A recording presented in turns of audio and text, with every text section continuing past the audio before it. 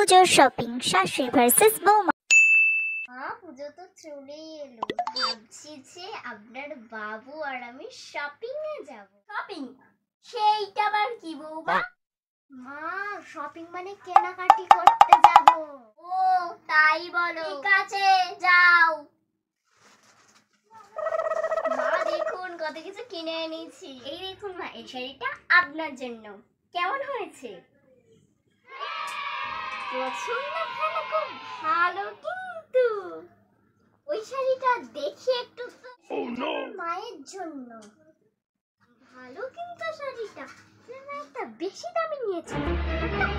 দামি নিয়েছে বৌমা, এই শাড়িটা আমার পছন্দ, এটা আমি নিচ্ছি, এটা তোমার মাকে দাও। কি হলো এই ব্যাপারটা? ও বুঝেছি, মা ভেবেছে নিজের শাড়িটা কম দামি, আমার মায়ের শাড়িটা বেশি দামি। মা তো জানে না মায়ের শাড়িটাই বেশি দামি, মায়েরটা কম দামি। যাই হোক, ভালোই হলো, আমার মা ভালো শাড়িটাই পেয়ে গেল।